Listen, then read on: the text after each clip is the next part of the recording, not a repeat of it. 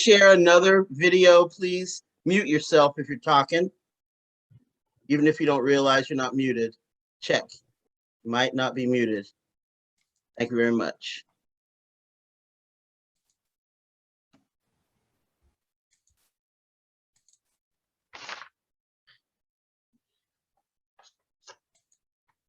Takes me a while. I'm not that quick at it.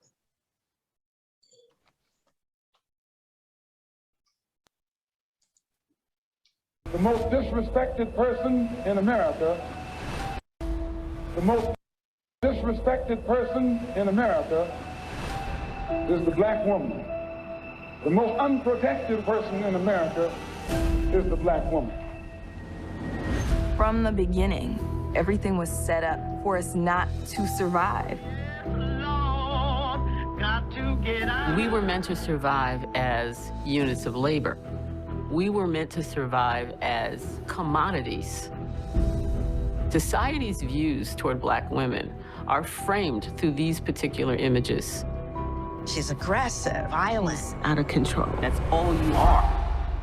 it flies in the face of the reality of who we are. For decades, all we wanted was to be accepted and visible instead of invisible. The only way that can happen is if we ensure that it happens by creating our own narrative and knowing our own stories. You have to be able to give words to it, give names to it. If you don't tell your own story, somebody else will.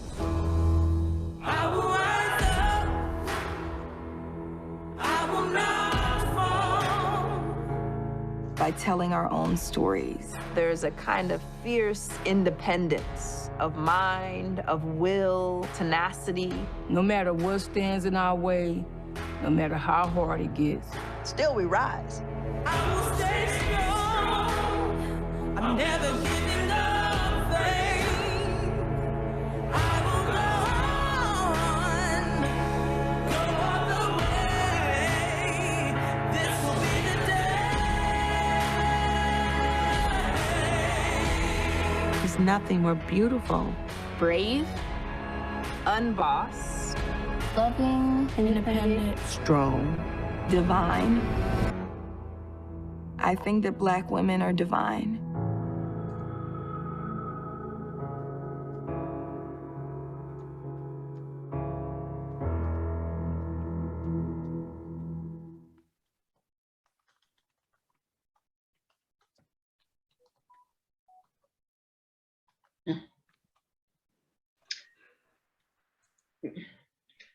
Thank you, George.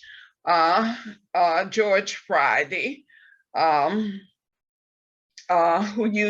allows us to use her Zoom account to do the Umoja Unity Talks. I'm Teresa Elamine, the founder of the Southern Anti-Racism Network, the sponsor for the Umoja Unity Talks. Umoja means unity. So we're a bit redundant in saying Umoja Unity because the Black liberation movement has been known for its fragmentation. And part of what we're going to talk about today is a kind of historic view of the fragmentation in the Black liberation movement. But because so much is going on in the world today that in my analysis has been perpetrated by male domination and patriarchy in the world, particularly the war machine that is operating with full force right now in the world. But before we get started with getting into the meat of things, so to speak, we have some very special first-timers to the Umoja Unity Talks. So we want to identify the first-timers, and many of them are a part of a single organization. And Doug Nitzel, who is the person that I met when I connected with them on Facebook.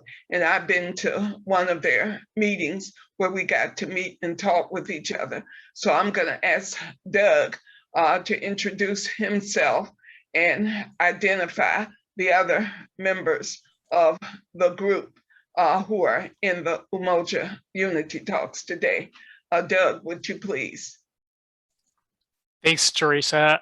I'm Doug Nitzel. It's really an honor to be here. Yeah, I've been a little bit of part of the Southern Anti-Racism Network site and appreciate the teachings there. So Unity Initiative is the organization that a few of us here are part of. UI is based on the combination of civil rights activism principles combined with 12-step organizations. So is there anybody here familiar with 12-step organizations, 12-step programs like programs of recovery, AA, Al-Anon? You know, there's tons of 12-step programs, and I was a member of another 12-step program and member of other 12-step programs. And basically the 12 steps have you do self-reflection and to get as honest as you can with yourself and to essentially root out the root causes of things that cause us to be unhappy.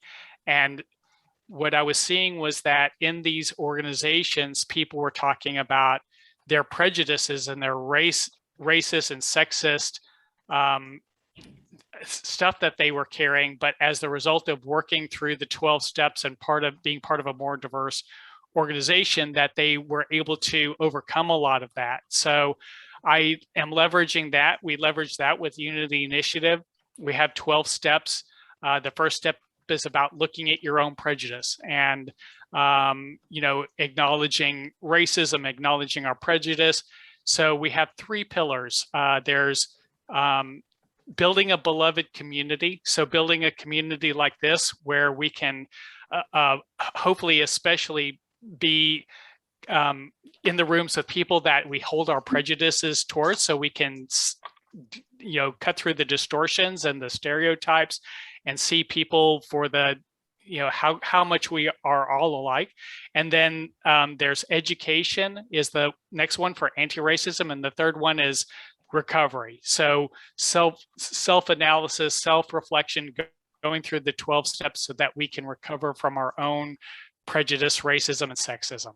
And so we have at least 2 people here. Emily and Kitty are also part of Unity Initiative, and we have regular meetings.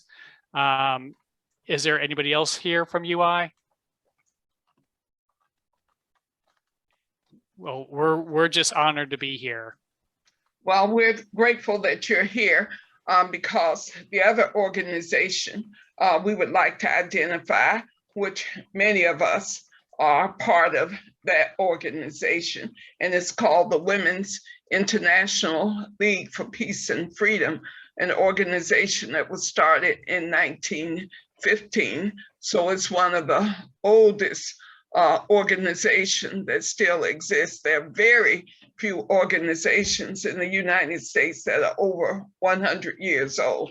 The NAACP is the oldest that I know of, which was founded in 1909. And a few years later, the same woman who was involved with the founding of the NAACP also founded the Women's International League for Peace and Freedom. And Joan Goddard, who is here, I'm gonna ask Joan to unmute herself, and then all of us who are members of will wave. But Joan Goddard, if you could say a little something about WILF, because you're the most prominent leader here of WILF. You've probably been a member the longest, and just let people know that you're from San Jose and what your role is in WILF now. And then all of us who are WILF members will turn our cameras on and wave because I see quite a few of us who are in the call today. So Joan, would you please introduce and say a little bit about WILF? Okay, I have not prepared anything, of course, but WILF, as Teresa said, is an old organization, and it's has a national and an international level, and the international level includes what we call sections in about 40, well, many countries, including quite a few in Africa, for example. There also are local groups, and because there are people, and those are called branches, and because there are people who are members who are not close to a town that has a branch, we also have an at-large membership. So everybody is welcome. We hope you'll join us. Teresa and George have information about how you can join. And let's see, we have issue committees at the national level. There are 5 of them, and the one that's most relevant probably for this program, this gathering, is the Advancing Human Rights Issue Committee, which is reorganizing now and includes several subcommittees, including one on anti-racism and one on the being involved with celebrating the United Nations decade for people of African descent. And is there anything else that you think we should share, Teresa, or other people? Well, I will continue with the sharing, but I also did put in the chat the actual link to the WILF US website. And so people can go to the WILF US website. We just finished a very successful triannual Congress, which every 3 years, the US section of WILF holds these Congresses. And this was the 34th triannual Congress that we just completed on August 22nd, last weekend. And I will say,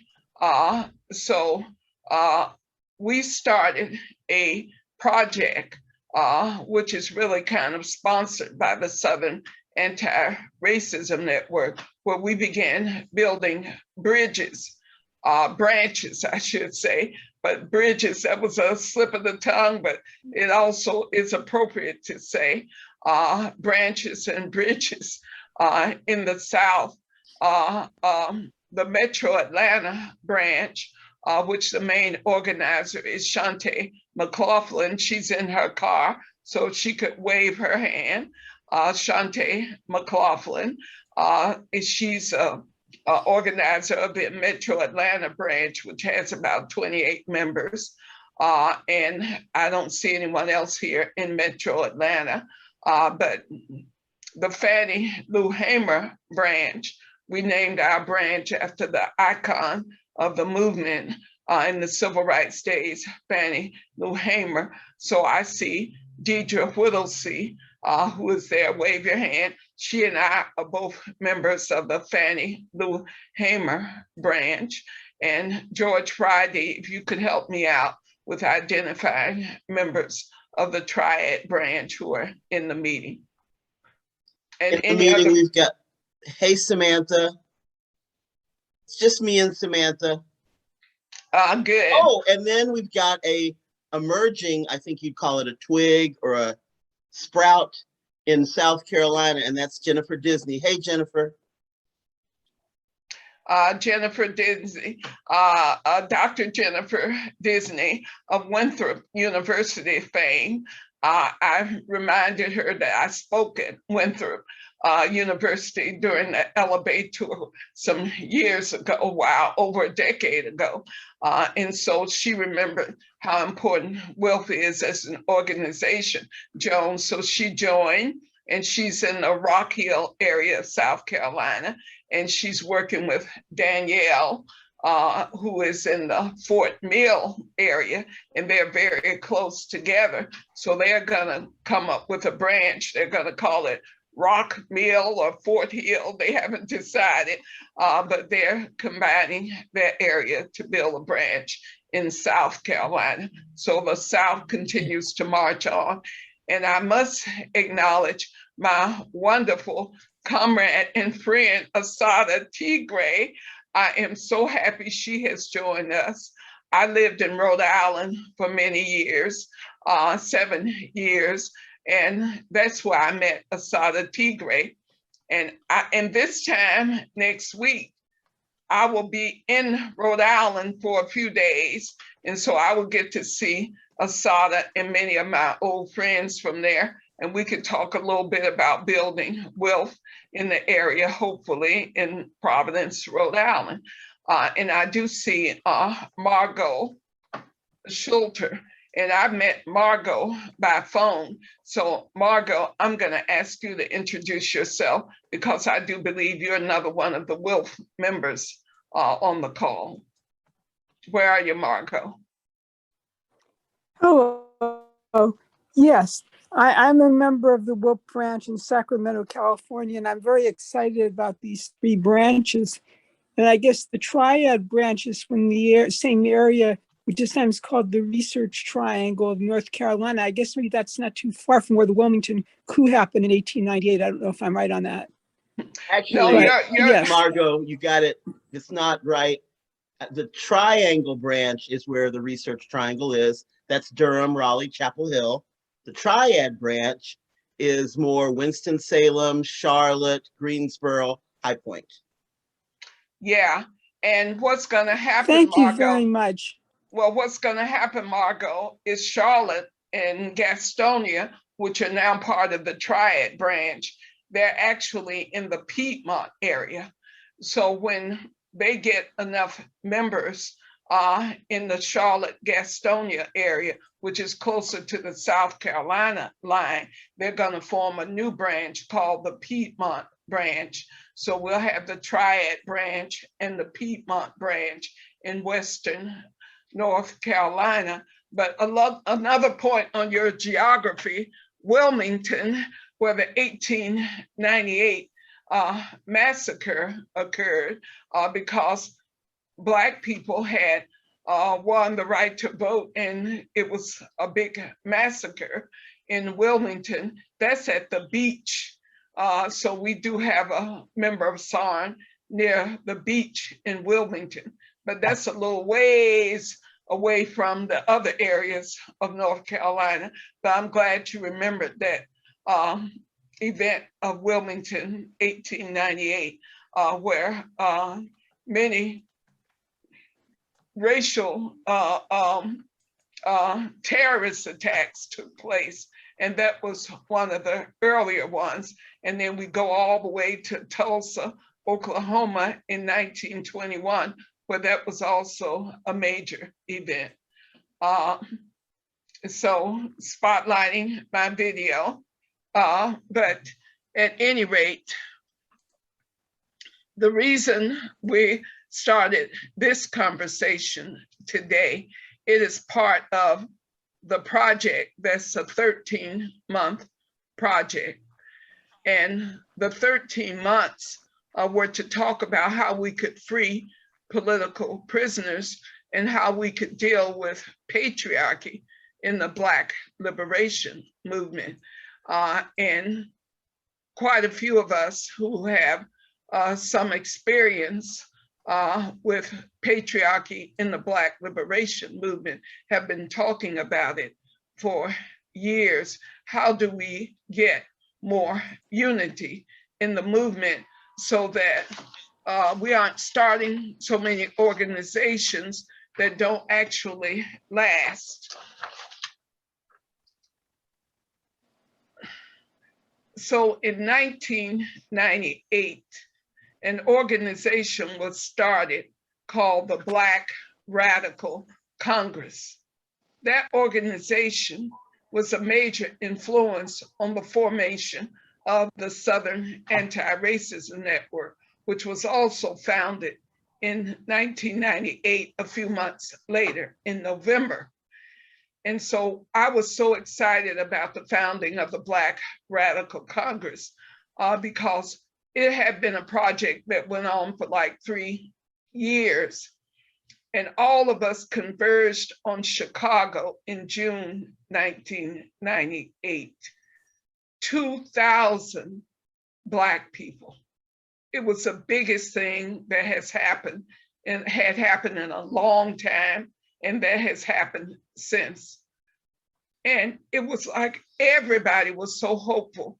And people would say to me, oh, I bet Angela Davis wasn't there. Oh, yes, she was. I bet Cornel West was there. Bobby Rush was there. It was like everybody came out. All of the icons of the Black liberation movement showed up in Chicago that weekend. It was historic. A few weeks before that, James Byrd Jr., a Black man in Jasper, Texas, had been drugged by some white supremacists behind a truck and lynched. And I think that that was a major catalyst for so many Black people turning up. I met Black people from Vermont, and I was like, oh, I didn't know there were any Black people in Vermont. And he said, yeah, it's a few of us there. But we heard about James Byrd Jr., and we have got to stop this white supremacy and the terrorizing of Black people. So that's how we gathered in Chicago that weekend. Well, unfortunately, for 10 years, there was a lot of activity that really involved several groups trying to gain hegemony over the organization. And we had many struggles in the organization and several splits, and there was like 2 organizations. But because I watched it happening, I wanted to remind people that 50 years prior to 1998, we had been engaged in the same kind of thing. So George, this is probably a good time to share the screen. So this is my little handwritten document where I started out by the, I believe it was called the Human Rights Congress that Paul Robeson started that lasted for 10 years, 1946 to 1956. Then there were the Negro Labor Council, which lasted 1951 to 1956. Please let Brother Khalid Rahim come in because he's going to have some comments about this, I'm sure. Then the Southern Christian Leadership Conference, which was founded in 1958. Beautiful. That organization still exists. So Southern Christian Organization, Leadership Conference, then the Student Nonviolent Coordinating Committee. That's how I got my start in the movement. That was founded in 1960. It was officially dissolved in 1973. But those of us who were in SNCC, we still stay together. We actually are going to be celebrating the 60th anniversary of the founding of SNCC this October. It's going to be a Zoom event because of the COVID. When John Lewis was alive, we thought we were going to have it in April of 2020, but the COVID hit. Then John has passed on, and so we kept changing the date, and finally we all agreed that we have to do a Zoom meeting, and it's going to be the weekend of October 15, 14, 15, via Zoom, celebrating the 60th anniversary of SNCC, but we all still stay connected pretty much. The Revolutionary Action Movement, that was heavily destroyed by the FBI. They destroyed that organization. The founder is still alive. He lives in Philadelphia, but that organization did not last long.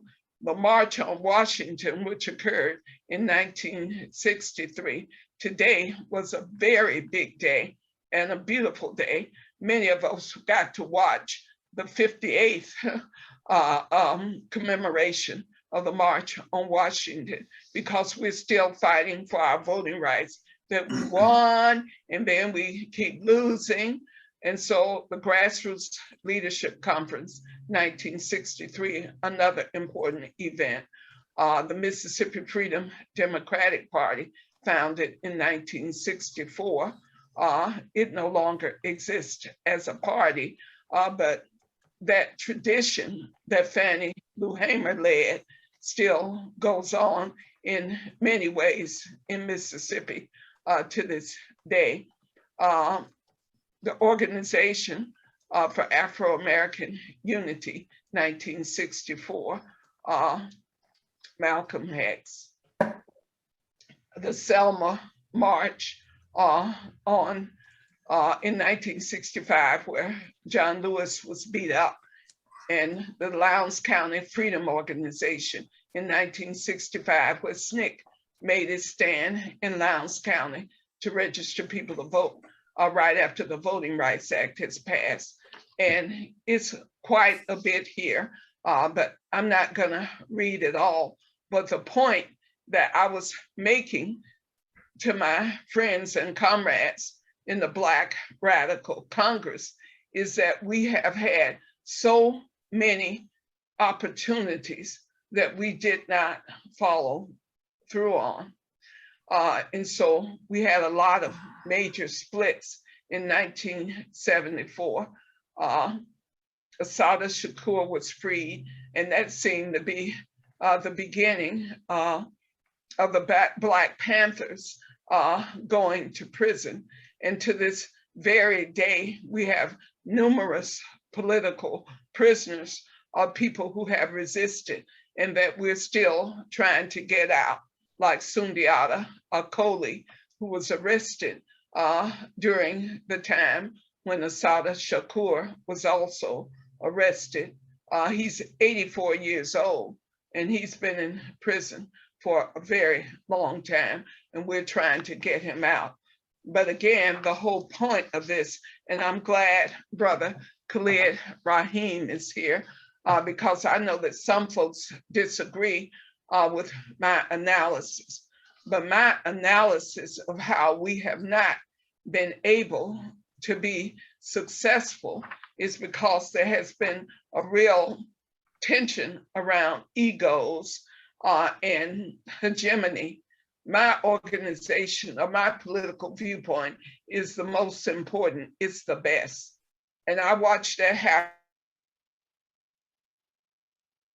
of the organization that gave me so much hope, and that was the Black Radical Congress. So at that Congress in 1998, it came after the Million Man March of 1995. And in some ways, it was an answer to the Million Man March by saying, we need to make sure that women are also lifted up and that Black women are lifted up as part of the movement. So the Black Radical Congress had what they call, what we call a feminist commission, where Black women were saying what was said in the opening video, that here we are and here we've been, and we are committed to the movement. And a sister who also wanted to answer the Million Man March, she answered with the Million Woman March in 1997. So it was with that momentum that the Black Radical Congress was founded in 1998.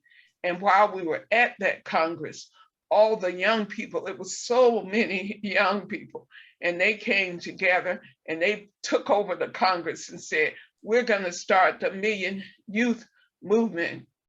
And later that year in September, there were two events, one in New York and one in Atlanta, of all the youth. The police beat down the youth so bad in New York, they were so angry with us for not explaining to them how bad the police were gonna attack them. But I was in Atlanta for the march in Atlanta in September, where the mayor was a Black mayor, which Atlanta has always had a Black mayor since 1973. He shut down all of Auburn Avenue, and we had the biggest, best demonstration of Black youth, the NAACP youth, etc. And so that was really great. So it was on the basis of the hope of building the Black liberation movement that I put this little chart together. And there's a lot of stuff that's not here, but these are the things that I remembered that were significant. And we had millions for Mumia in 1999. I added that because that was an important movement that involved labor. The labor unions on the docks shut down the whole West Coast. Nothing could get in and nothing could go out. And they did that to free Mumia Abu Jamal. So the Black liberation movement is the most significant, I think, potential. So Black Lives Matter is another expression of that. So I thought that we could have this conversation and this discussion in the context of how sometimes we allow male egos and domination inside of movements that impact our success as organizations.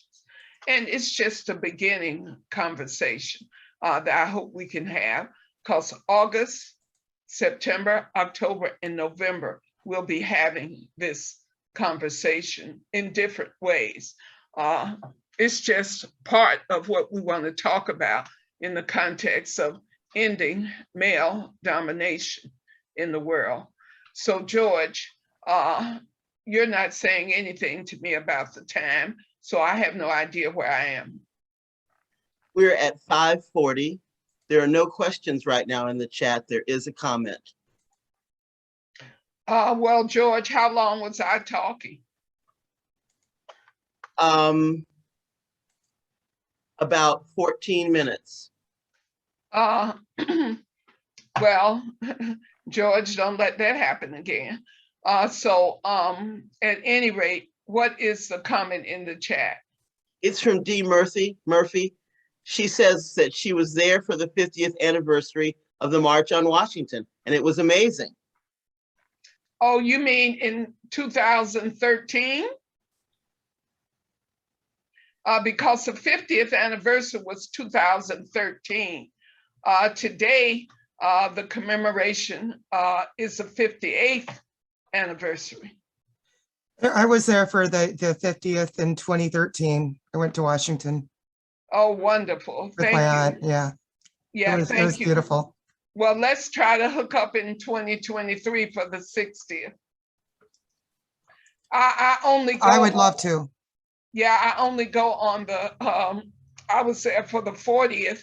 I didn't make it on the 50th.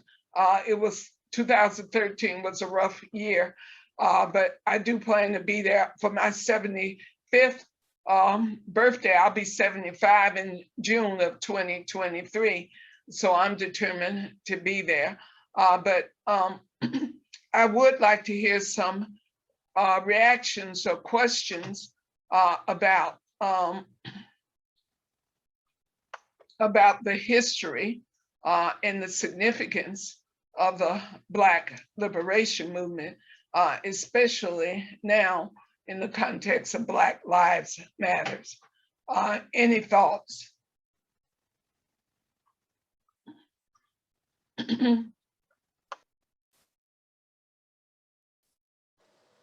Oh, you're on mute. I'm going to put Brother Khalid on the spot. Are you still there? And Doug has his hand up too. Well, Brother Khalid, are you there? Yes, I'm here.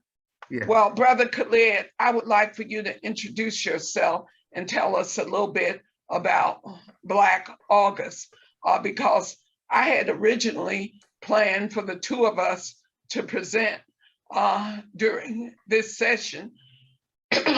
And I didn't hear back from you, so I didn't know that you would actually come. Yes. But I do want to keep my commitment to you. There are two people in the waiting room, George, so please let them in. So Brother Khalid, if you could take about 5 minutes to tell us about the work you're doing with the New African Independence Party, and also the fact that this is Black August and the significance of that and what you're doing in Black August. So if you could take a few minutes to do that, Brother Khalid. Well, I can't speak too much about Black August in terms of activities or activism. Basically, what I've done is just to support those who've taken the lead in putting together different activities in commemoration and in celebration of Black August. Black August was originated by a group of conscious and politicized prisoners in the state of California. I do believe in Folsom, the San Quentin Penitentiary. And it was originated in honor of those comrades who had stood up during what we would call the heyday of the revolutionary prisoner movement, led by people such as Comrade George Jackson. And so Black August is also a commemoration and celebration of historic events that are connected to the struggle for Black freedom and Black liberation in the years of resistance to enslavement as well as colonialism. And so it was originated, again, from the belly of the beast, but it's been expanded to include all different types of activities and events that have occurred within the month of August that, again, are connected to the struggle for Black freedom and liberation.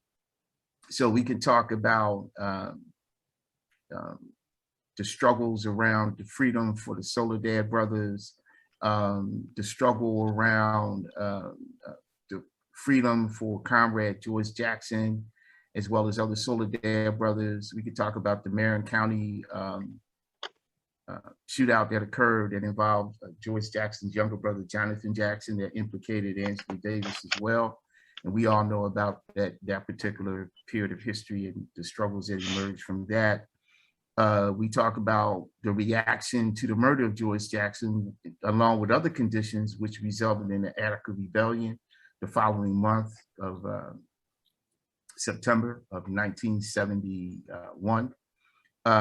We could talk about everything that's connected, again, to the historical struggle of Black folk or New African people for their freedom and for their liberation. So that's what I understand in terms of Black August. I can't really say too much about it. I'm not that knowledgeable about it. I can just give you an overview. Now, in terms of what I represent an independent Black political party called the NAIP, New African Independence Party. And so we've been around since 2012. And we, we're an independent, radical, and revolutionary political party in the true sense of the word, is in that we do recognize and we utilize the importance of electoral politics. So we're not just a revolutionary party in name, or we're not just a political party in label. We are indeed an electoral political formation as well. We think that's one of the areas and one of the arenas that hasn't really been utilized to its fullest capacity. Last several decades, no matter. I noticed, Teresa, you made mention Mississippi Democratic Party. You made mention Freedom Organization, the original Black Panther Party. Okay. And then you made mention of NBIP, National Black Independent Political Party, which actually was founded in 1980. They had a founding convention in Philadelphia that particular year. The NBIP lasted for a few years, but they didn't really run any candidates under the banner of the NBIP, and just never got around to doing that. So we like to think of our party as a continuation of a tradition that was clearly articulated as needed by Brother Malcolm X. He talked about it 60, 70 years ago, how important it was for Black people in an expression of political self-determination to develop independent political parties and independent political formations that could advocate for and represent our own best interests. And so we see ourselves in that type of tradition. The things that Malcolm talked about, the things that Fannie Lou Hamer and others talked about and advocated with the founding of the Mississippi Freedom Democratic Party. the kind of things that the Lowndes County organization organized and basically promoted, that first Black Panther Party, and we see ourselves as a continuation of that type of energy and effort as well. So that's it. That's all I have to say right now. Thank you, Brother Khalid, because part of the reason for the Umoja Unity Talks is to get the kind of history that you provided, because we are in, as we say, mixed company. So many white allies join the Umoja Unity Talks, and they get to learn about the struggle that we seek reliable allies in support of, and especially now on the electoral score, where they're trying to literally take away our right to vote all over again. And they're trying to take it away north and south. So this is an important period we're in now, where we do need the reliable allies. So I think we have a stack that includes Margot and Doug. So we'll start with Margot, comment or question, and then we'll go to Doug. And then if there's somebody,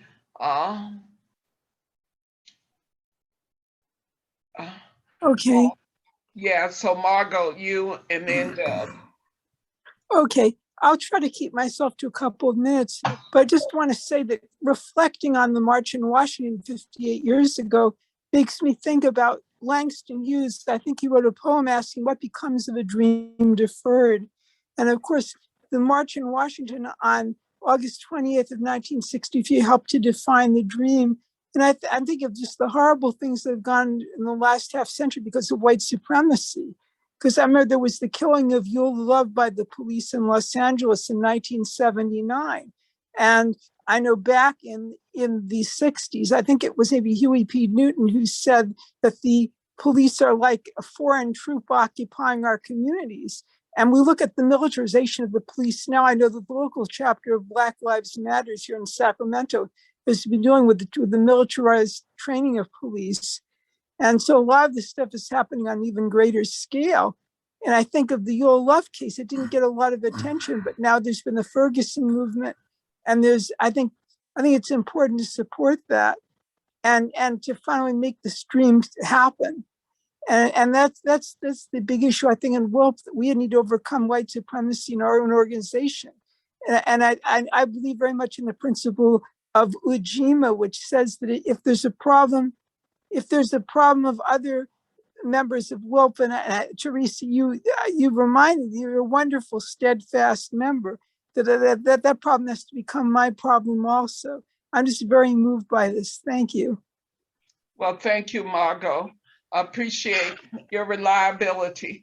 And we'll go with Doug and we'll go with Joan, because I want Joan to tell about her experience 58 years ago when she was actually at the March on Washington in '63. So Doug, it's on you.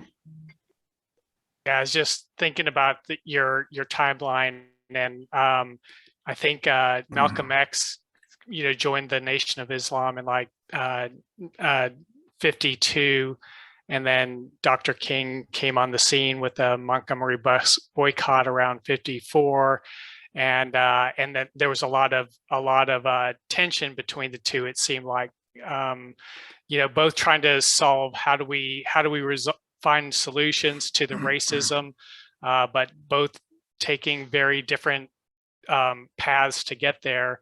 And in the end, I think before they were both murdered, they started kind of coming together a little bit. And I would have loved to seen what would have happened, if those two had reconciled and those movements kind of merged together. And I'm wondering, to me, I see that there was a focus on policy, plus also a focus on trying to recover from the racism and the supremacy. And I'm wondering, I see Black Lives Matters focusing on policy, and I definitely support what they're doing. But yeah, I'm kind of curious on some of the initiatives that Dr. King, you know, borrowing some of his ideas from Gandhi. You know, I would like to see some of those also continue on. And just one last thing I want to say. Out of all the things that happened in history, the March on Washington in '63 would have been definitely like one of the top 2 or 3 things that I wish I could have gone to. I was only 2 at the time, but yeah, I would love to maybe join SARN if there's ever a pilgrimage there again someday. So that's all I have. Thanks.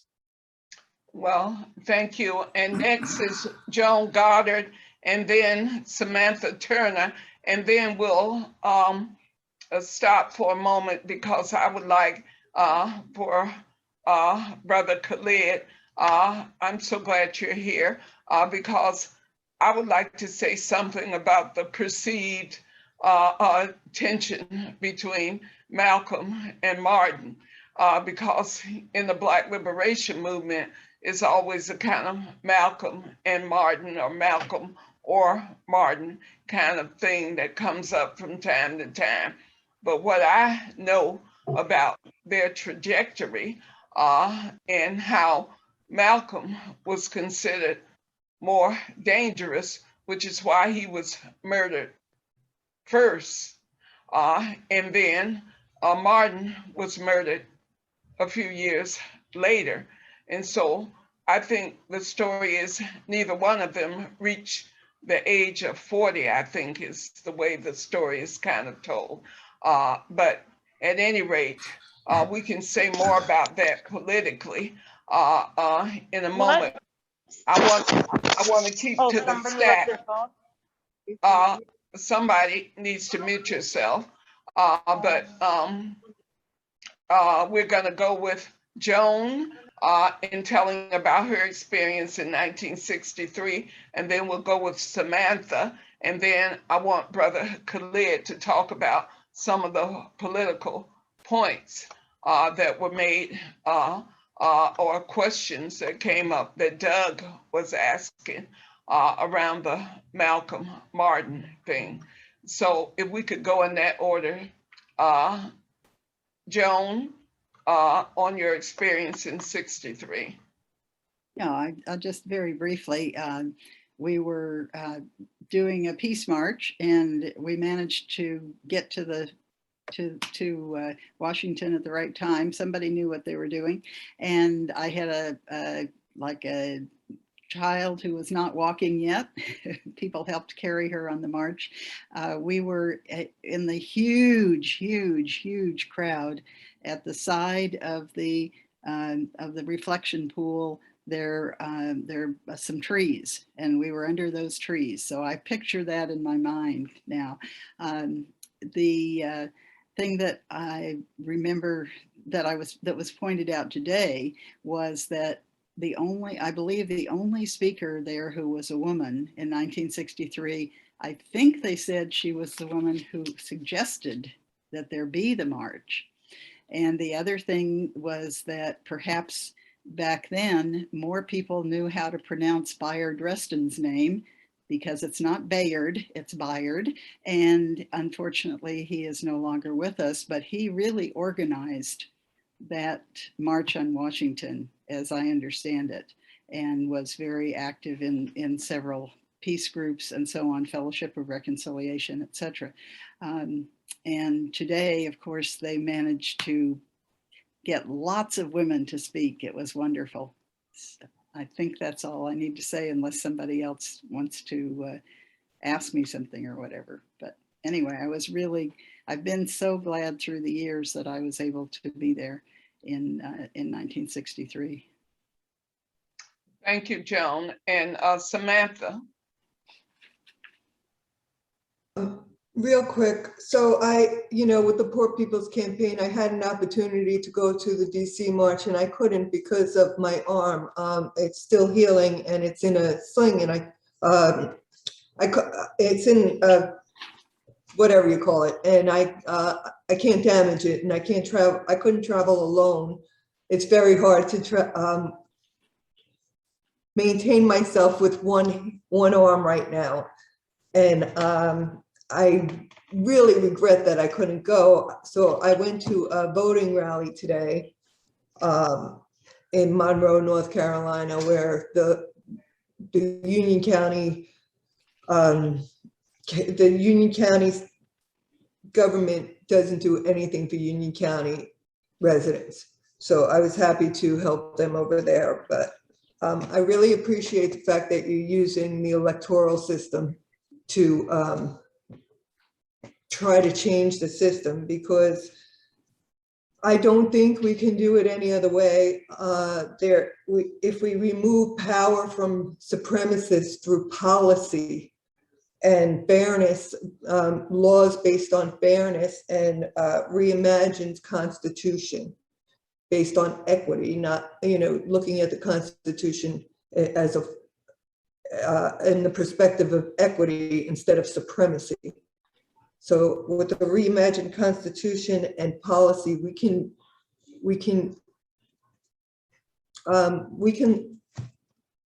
I'm sorry, I'm fried. I was out in 95-degree weather for hours today. Yeah, well, with a new perspective to the Constitution, we can actually make a system that's equitable, and we can't do it without a new system. So I appreciate you going through the system. Bang, through it. Through it to flip it upside down. Yeah. Because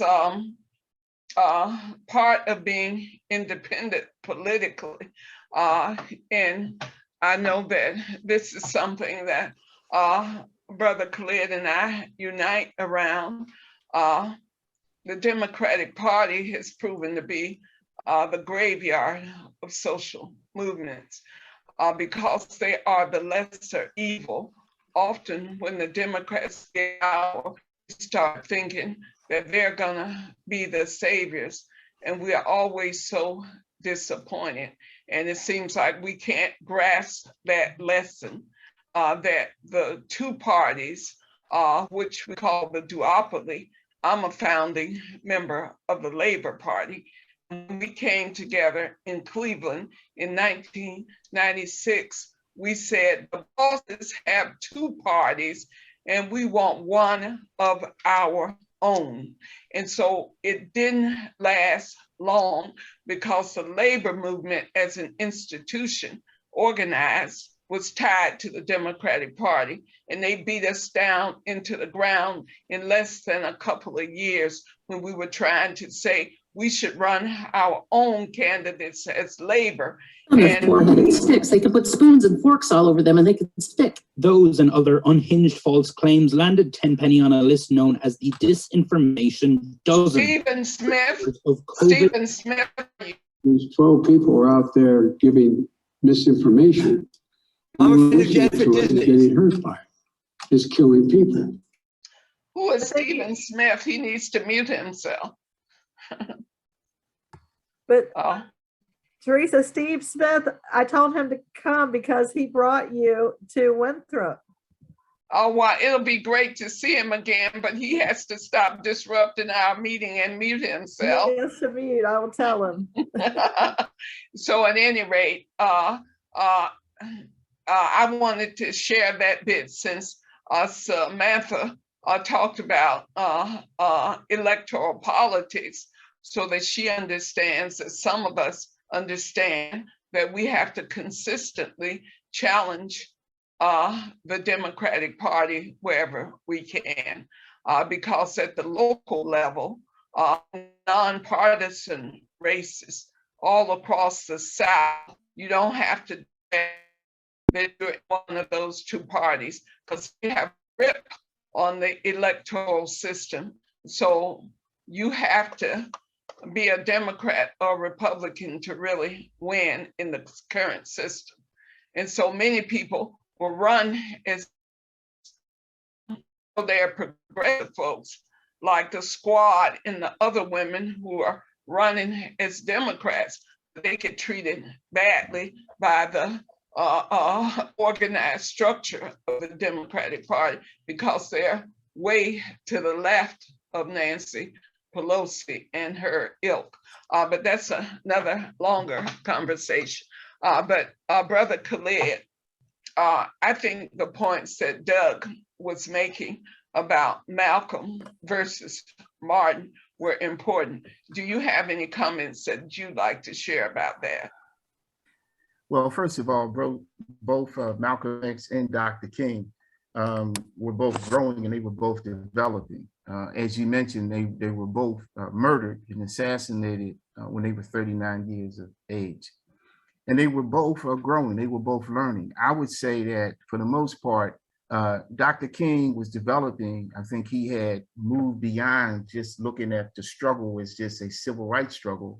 And I think he had started to connect the dots and understand that the struggles against Southern style apartheid were very similar to the struggles that were going on in different places around the world.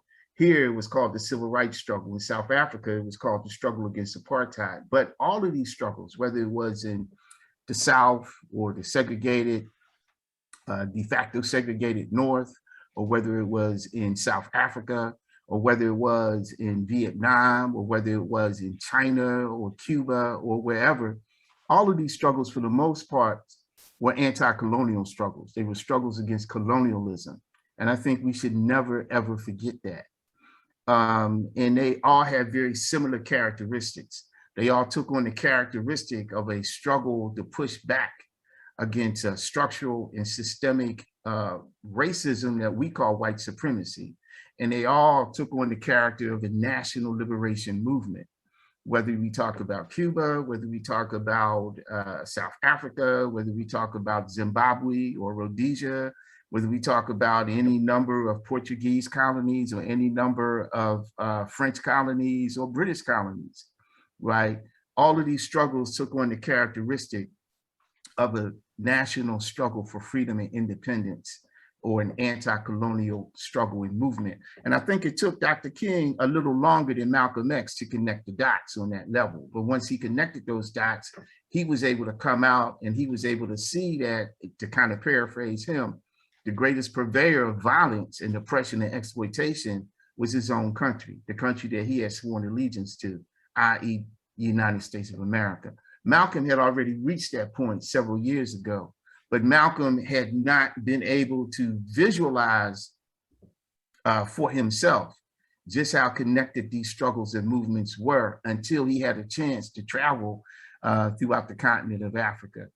And I'm not just talking about the Hajj or the pilgrimage to Mecca, because Malcolm had been to Mecca before, not as a Haji, but he had been to Mecca in what is considered to be the lesser pilgrimage, or what is called the Umrah, right? So I'm not just talking about when he made the trip to Mecca as a formal Haji. I'm talking about Malcolm X's trips throughout Africa and his trips throughout Europe as well, when he had a chance to meet people of color, African people, and some Asian people who were living in different places in Europe, whether it was the UK or whether it was France or some other place that Malcolm had a chance to visit. So I think that when it came to understanding the connections between racism, white supremacy, and economic injustice and exploitation, not just nationally, but internationally, I think that Malcolm was a few light years ahead of Dr. King. I think when Dr. King caught up, he had to struggle with what form or shape this movement would continue to take. Malcolm X had already reached the conclusion that Black people or any oppressed people had a right, not just to self-determination, but a right to self-defense or group defense. Dr. King wasn't so sure about that. He was personally committed to nonviolence, whereas other people within the movement were not personally committed to nonviolence. They were only committed to nonviolence tactically or maybe strategically when it suited the best interests of the revolution, or when it suited the best interests of the movement. Dr. King had a much more visceral and personal commitment to nonviolence. And I think he may have had to struggle with that if he had lived longer. When I look at the struggle in South Africa, for example, and you have Bishop Desmond Tutu, and you have Brother Nelson Mandela and Sister Winnie Mandela, So, you know, many people forget that Nelson Mandela didn't go to prison for all of those years because he was nonviolent. He actually went to prison for all of those years because they had finally got to the point where they recognized they had to have an armed cadre to push back against the apartheid violence in South Africa. Bishop Desmond Tutu continued to do the work that he had to do in terms of pushing back against apartheid. So when I look at the situation in South Africa, I would want to think that had they both lived long enough, that perhaps Dr. King would have morphed into Desmond Tutu, that Malcolm X would have morphed into a Nelson Mandela. Because we definitely needed both then. And we probably need we need all of that even now. Malcolm X was a revolutionary, and he was not a nonviolent pacifist revolutionary. He was a revolutionary who stood firmly on principles of self-determination for Black people. And he also stood firmly on the principle and practice that Black people had a right to protect ourselves and to defend ourselves. And I think we need to be real clear about that. The other thing I'd like to respond to, someone made a comment about- Khalid, Brother Khalid, yes. If you could just take a deep breath for a moment, because we have a few kind of time limit issues, and you've given a great historical talk, but part of the reason for this conversation is burn patriarchy down to the ground. And so in terms of women's voices, I'd just like to say we want to put a context on this conversation because there has been dependence upon male charismatic leaders in the Black liberation movement, which I have, my analysis of that is that it's weakened our movement because someone had put in the chat about the significance of women as it related to the Montgomery bus boycott. And for those of us who know the history, know that the women, Rosa Parks and others who really were the force behind a whole year of no one riding those buses to bring down segregation in transportation, period. And so what we have in the case of Malcolm and Martin, I think about Betty Shabazz and the role she's played, and Coretta Scott King and the role she played. And so in terms of the women's roles in the movement, we have to lift that up because after their husbands were assassinated, they did not quit. And so to really understand the significance of Black women, you missed the first part of our walk-in music, where we showed what Martin Luther King said about Black women being basically the most hated and the ones who are the most mistreated of anyone in society. Martin Luther King came to that conclusion clearly. And I think it was the assassination of Malcolm that made Dr. King understand a little bit better. He was never gonna break with nonviolence. There are folks in the movement to this very day who do not believe in armed struggle in any form. But inside of SNCC, Brother, we believed in armed struggle. We understood it because when we would sing Murder on the Road in Alabama, as we would ride through Alabama in the little beat up cars that we had during the SNCC days, because people carried their guns for self-defense. And so that was a reality. And I do mean men and women did that. So that's a historical point that I want to make here. But when Martin started the Poor People's Campaign, that was when he reached his analysis about what capitalism was, an evil system.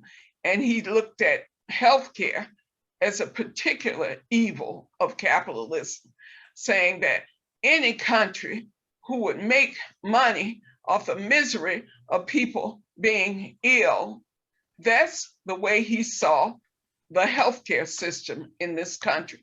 So Martin came to an analysis economically of where we were that I think Malcolm might not have been too focused in on, but the Poor People's Campaign, as someone here said, they were part of the first Poor People's Campaign in 1968. And so who is that person who said that they were part of the first 1968 Poor People's Campaign? Deb Livingston. Livingston, where is Deb Livingston? Can she turn on her camera? Her camera's on, she's waving at you, Teresa. Well, I got this funny view I got set up here. I'm here. Where are you, Deb? I'm here. Okay, Can you hear me? Tell us about the 1968 thing. Well, I was 17 years old and I had been marching for peace in Vietnam and had been involved with Quakers since I was a child. So at the first March on Washington, I was only 13 and my parents weren't letting me go down there, but I had longed to go. But by the time I was 17, I was doing things on my own and I took the train to Washington and helped build Resurrection City. And I would go back and forth because I was still in high school, but I was able to go after school got out and be there every weekend. And at the time, it was just such an incredible feeling to be with so many cultures and so many you know, people came from the West and Native Americans were there, and it was an incredible place, an incredible feeling to be part of that.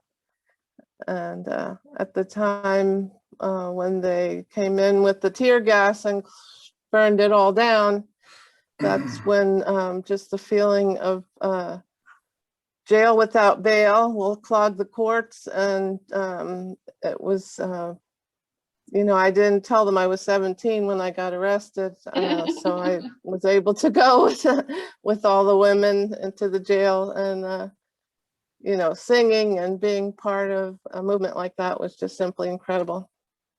Mm-hmm. And it's interesting how we've come full circle in this current Poor People's Campaign, which the Women's International League for Peace and Freedom is highly invested in.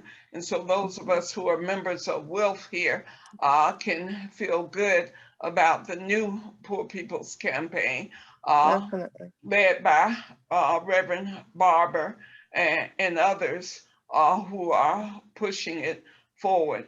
Now, Stephen Smith, I'm trying to remember what you look like. So can you turn on your camera? Are you in a state where you can turn on your camera? I'll try. So I heard that you had retired Stephen Smith from Winthrop. Yes, I have. I apologize for screwing up. I was so eager to log on that I forgot to mute my mic. But I want to mention, Lucille Times died recently. People know who she is? No, tell us. Well, the obituary in the New York Times read, Lucille Times, who inspired the Montgomery bus boycott, dies at 100. She was charged with Wow. I'll just read the obituary. The headline, Lucille Times, who inspired the Montgomery bus boycott, dies at 100. 6 months before Rosa Parks refused to give up her seat, Mrs. Times had an altercation with a bus driver and stopped riding the city's segregated buses. So it's in the New York Times. If you just do a search for her name, Lucille Times, obituary, New York Times.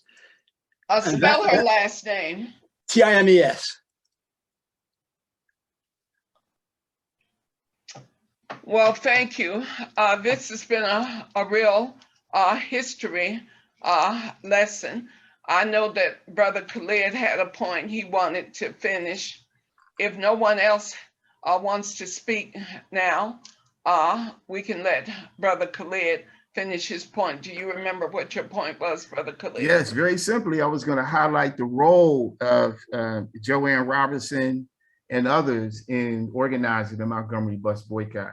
And I know you kind of told me to shut up, you know, like I'm gonna accept that for the time being. We'll talk about that later. I get it. You wanted to uplift women. I understand that. But here's the thing. Just as we need women within the movement, we need men too. And one of the things about Black men, especially in the last few decades, Black men have been marginalized to almost dirt, right? In our families, in our neighborhoods, in our communities as well. And even more recently, within the liberation movement itself, right? As we uplift women, that doesn't mean we have to marginalize men, right? As we uplift the women of color as well, that don't mean we have to marginalize the men of color. We have to learn how to fight. If you talk about fighting patriarchy, then we have to learn how to fight it in a very principled fashion. We shouldn't allow the domination of men, but we shouldn't be okay with the subjugation of men either, especially within the movement, and especially Black men. And I have to be very open and honest.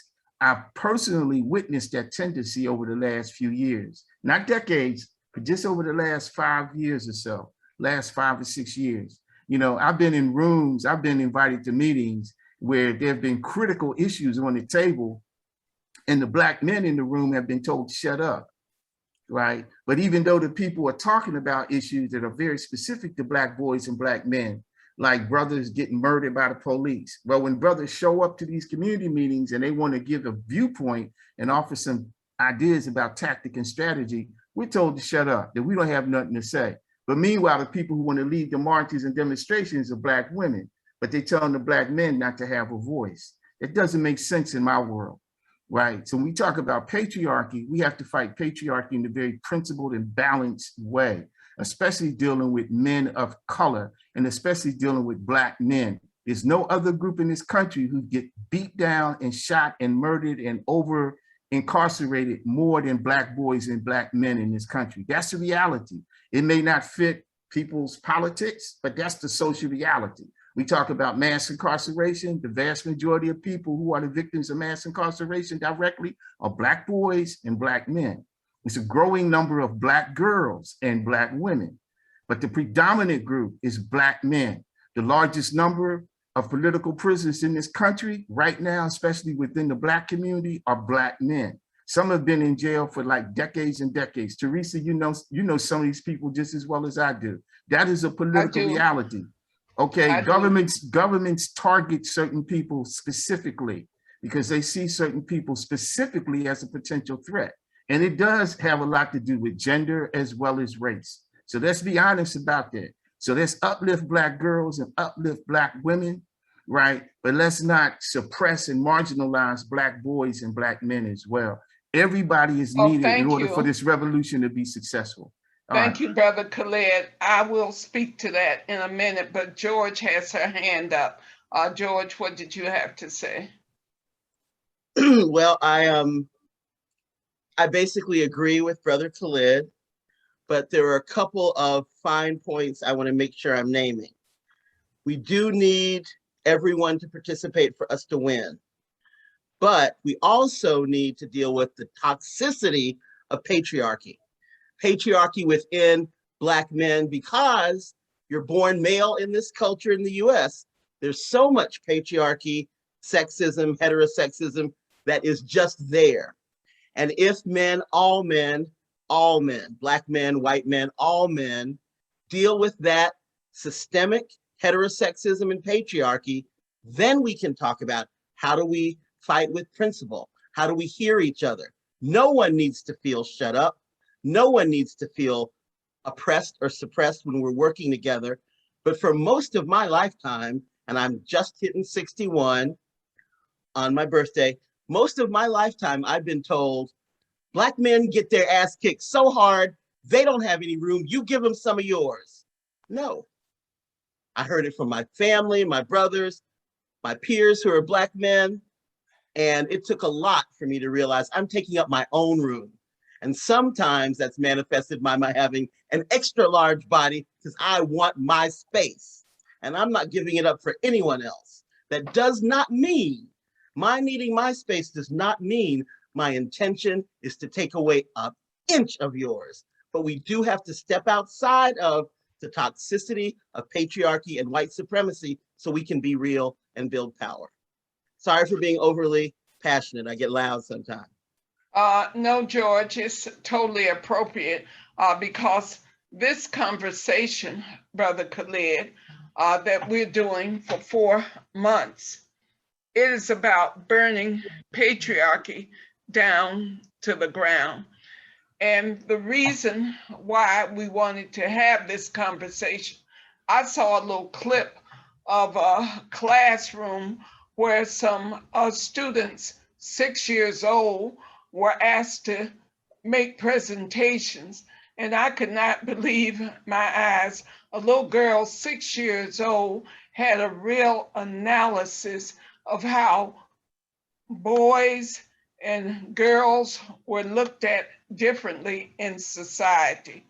And she said, we're gonna burn patriarchy down to the ground. So this is her words from a 6-year-old. And what I started out talking about, Brother Khalid, was that period from 1998 to 2018, where it was very hopeful that 2 Black organizations were going to build something new. The Black Radical Congress. I would say it was the seeking of hegemony and male egos that killed the Black Radical Congress. That's my analysis of it.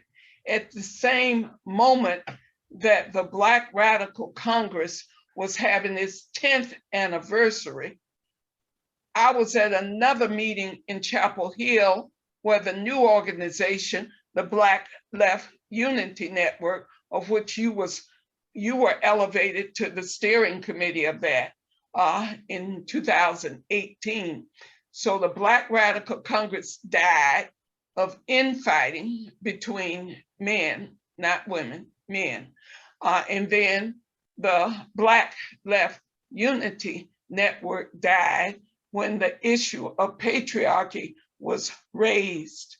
And basically it dissolved and we haven't heard a peep from it since 2018. So my analysis is an organizational analysis because I'm saying that people can't do no more to you than you let them. And what we have had in the Black liberation movement is unfortunately a level of patriarchy, which Ashaki Benta put out a clear analysis about. And the Revolutionary Women's Working Group of the Black Left Unity Network came up with a clear analysis about that in 2015.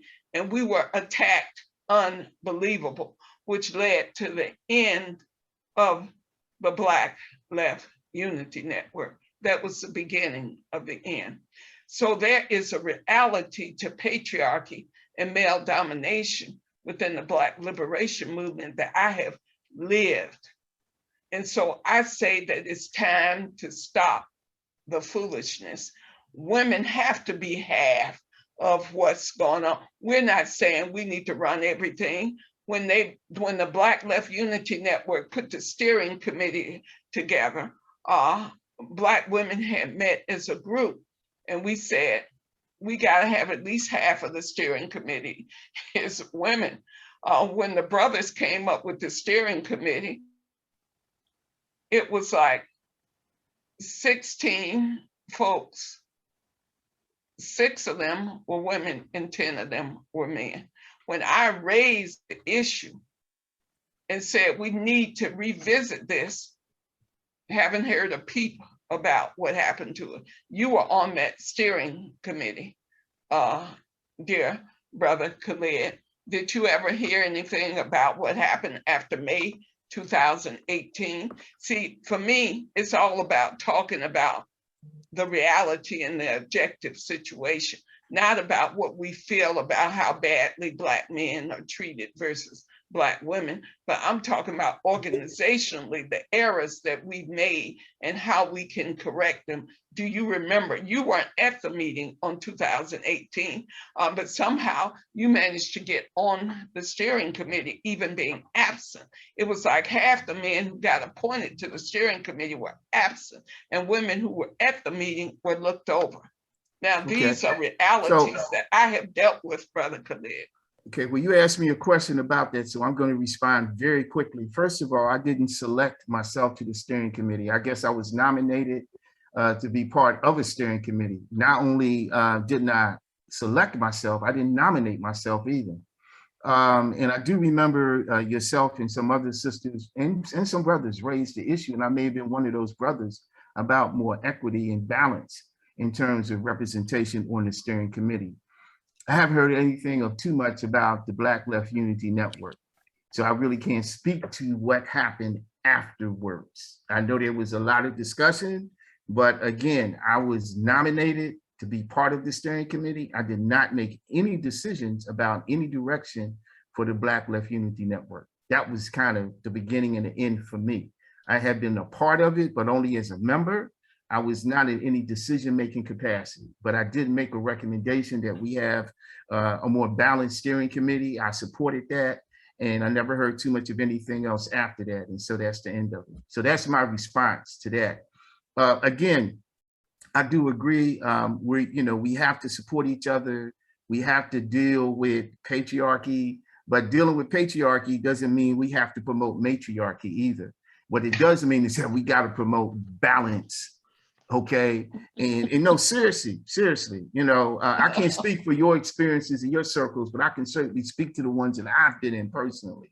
Okay, and so it is not about like marginalizing and beating down men, especially Black men, when we're dealing with these community issues. I was in a situation just a few years ago where there was a community meeting that was held about a very critical issue, right, involving some racists and white supremacists being in the area. And so some people had decided to organize some type of response, or at least some type of defense, right? And because the women who were facilitating the meeting talked so bad about the Black men, the ones who showed up to the meeting, when people got together to talk about some type of defense response, the brothers declined, right? They didn't want to be involved. And certain ones of us had to push them and push them and push them. They didn't want to be part of that.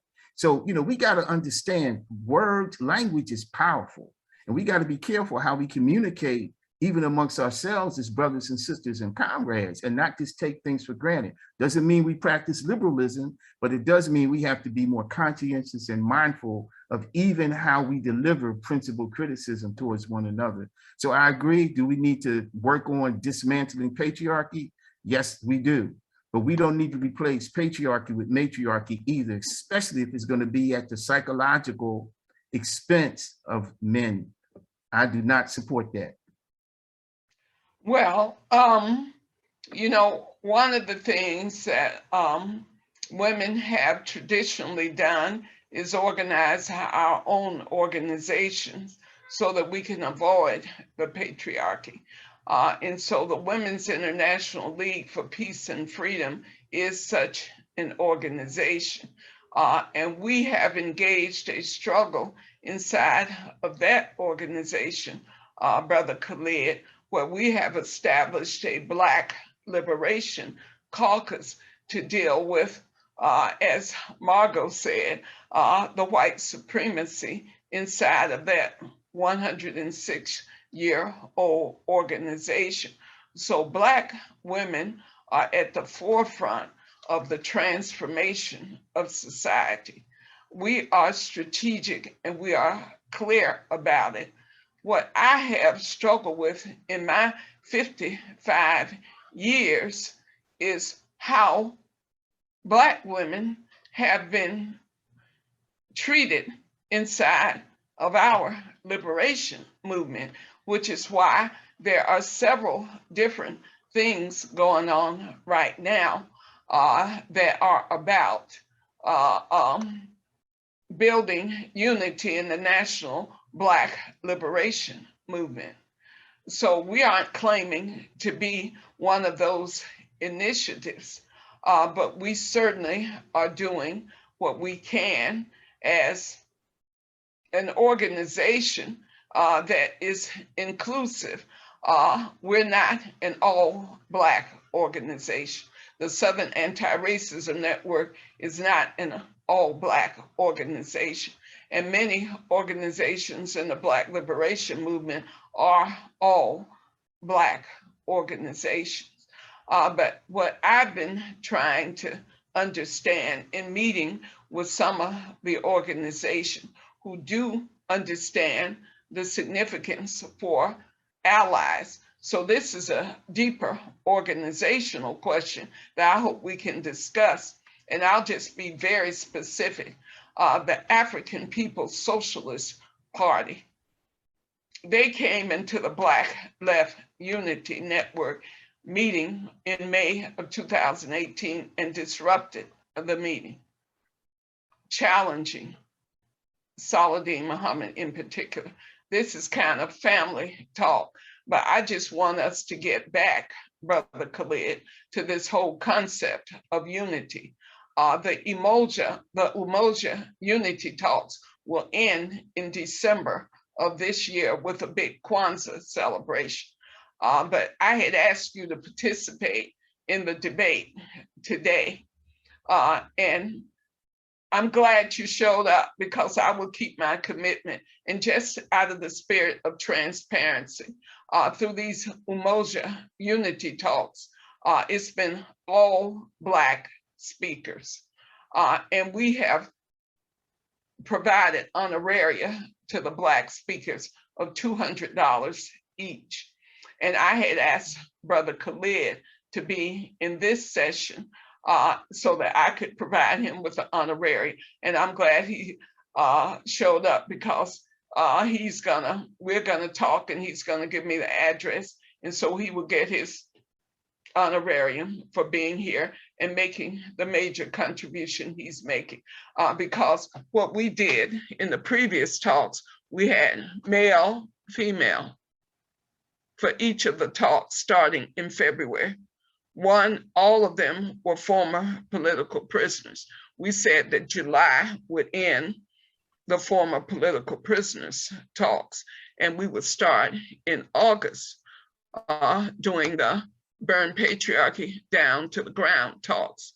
And I had asked Brother Khalid, because I've always struggled with him about what I felt was a tendency towards rah, rah, rah, the men and down with the matriarchy, as he says. And he ain't scared, not one bit. So I'm gonna keep my promise, Brother Khalid, so we can keep participating. And I would like to announce to people, I've been in 2 major Zooms, political discussions, where there were only less than 15 people in the discussion. We had set a goal here of 20 people in this discussion, and we're at 25. So I'm very glad to see that.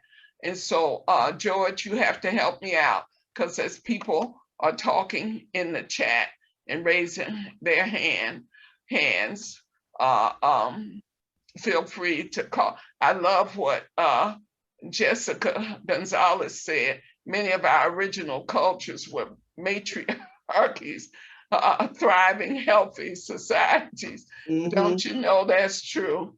Don't you know that's true? And D. Murphy gave her an amen in terms of, say, right, Jessica. I may have seen this wrong, but Jennifer Disney, I think, had her hand up, unless I'm seeing something.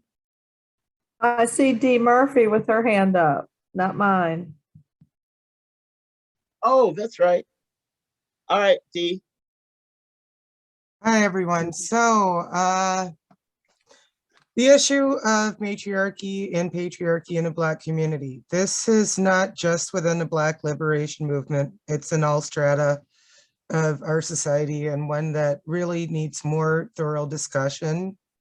I know that I'm dealing with it in the organization I'm with right now, and it's ugly. And I think that there are some people who happen to be born male that feel that automatic, respect, and I should be bowing down and backing down to everything they say, whether it makes sense or not, because they're male, and that's not true.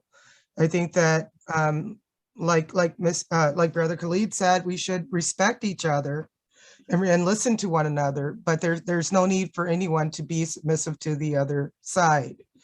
Unfortunately, what I'm seeing though is a lot more experience with people feeling, with Black males feeling like I should have to be subservient or in some way deferent to them, and that's not going to happen.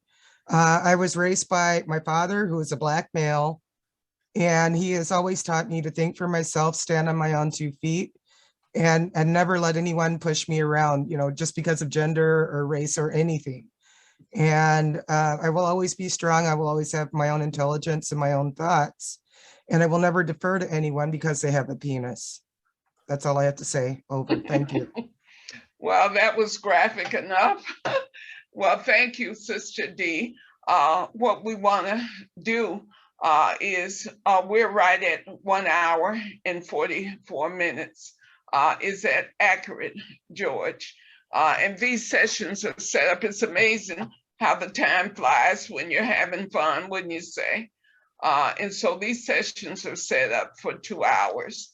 And so, Sister D, I'd like to talk with you because what we have been doing is we've been setting up these discussions so that we would have 2 speakers of African descent. And we don't have any speakers lined up for the rest of this series. And so normally it's a brother and a sister for these sessions. In July, unfortunately, we were using, it was the last meeting of political prisoners, and the 2 political prisoners didn't show up for the session, and they were 2 men, because we had run through all of the women political prisoners, but now the conversation has shifted, Brother Khalid, to burn patriarchy down to the ground. And I do know that there are some women in Philly that are in Pittsburgh, I should say. So I'm gonna reach out to Sister Claire, because she's in the New African Independence Party, isn't Sister Claire? She's a supporter, but she's actually a member of the Green Party of Allegheny County. Oh yeah, correct. That's right. Right. That's right. So George, did any of those Green Party women show up today? D. Murphy is a Green Party member. Oh, are you D? Yes, myself and Jessica, yes. So members what of the city? NBC, National Black Caucus. Oh yeah, what city? I live in Minnesota.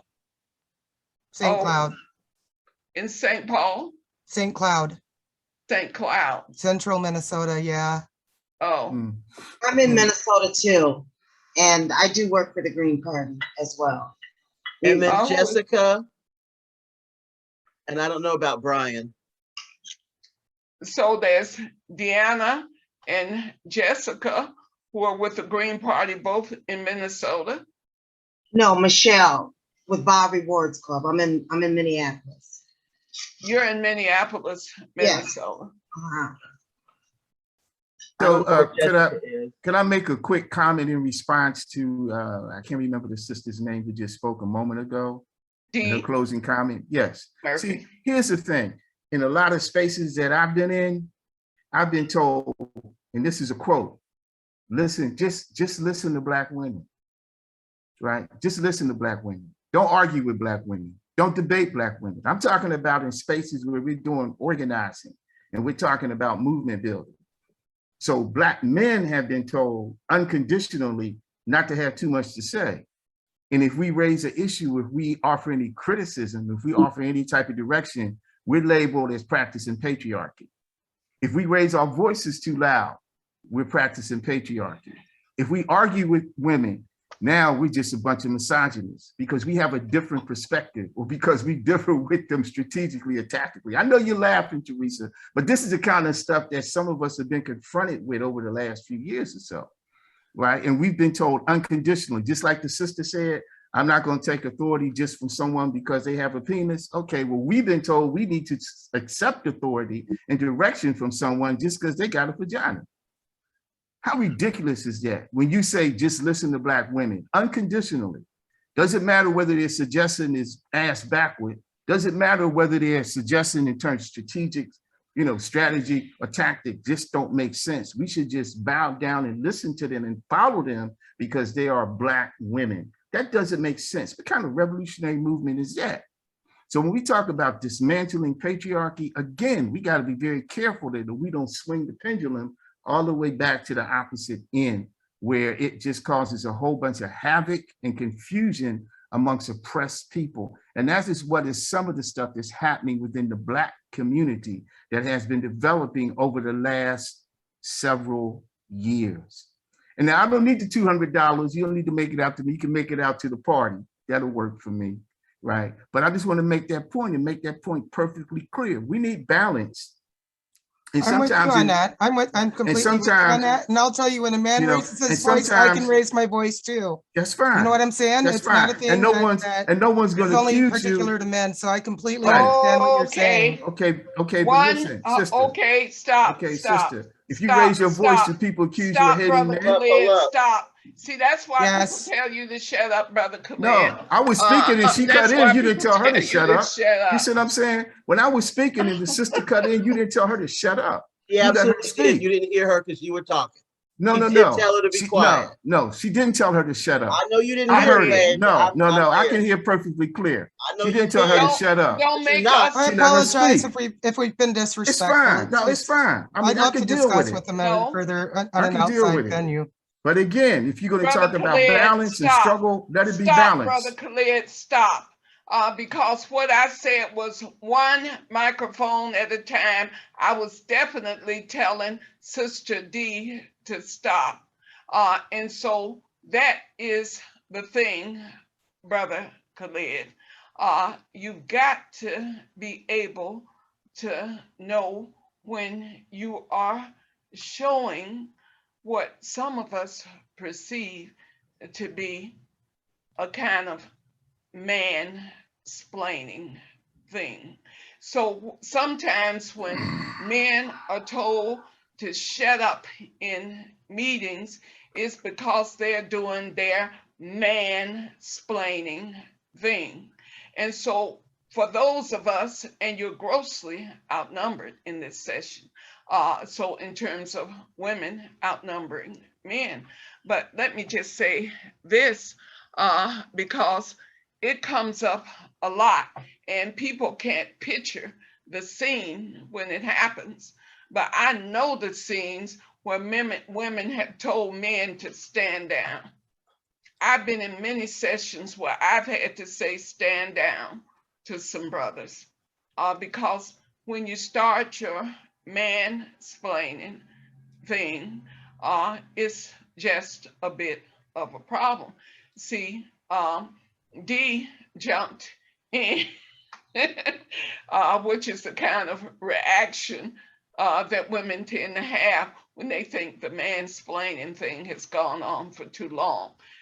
Now, you're saying you've been noticing this in the last few years in meetings. There is a higher level of consciousness among women, and I would say particularly younger women. And so we're noticing, I could say coming up in my generation, I used to sit there while the men talked, Stokely Carmichael talked, Julian Bond talked, we took notes and we just listened. I remember those days. So I know when Stokely, he really did say it, the only position for women in the movement is prone. He definitely said that. So I know what it was like 50 years ago when it came to women in the Black liberation movement and what went on then. And it's kind of like now women are saying no more, never again. So now that's what's going on now. So you got to be a little bit in a historical context thinking. Those of us who did things or didn't do things back when we should have been speaking up, now we have found our voices in new and different ways. And it's not to take anything away from men. We understand that the system has been attacking Black men as the main target. They've done other ways of using Black women. And I understand why the incarceration rates are where they are, etc. But we've got to understand that women are going to be leaders in the movement from this point forward. And hey, we may be out front because I work with women in public housing and their husbands are either in prison or can't get a job because they've been in prison, so they can't pay child support. And so I have to struggle with those women and them saying their fathers of their children can't see the children because they can't pay child support, they can't take care of them, they live them in poverty. So we got lots of struggles in the Black community as it relates to men and women and what the system has done to us. So I explained to those women in public housing, it's the system that's keeping the father of your children from getting a job because the system is legally discriminating against the father of your children because he went to prison. So you got a felony, you can't live in public housing, you can't get a job.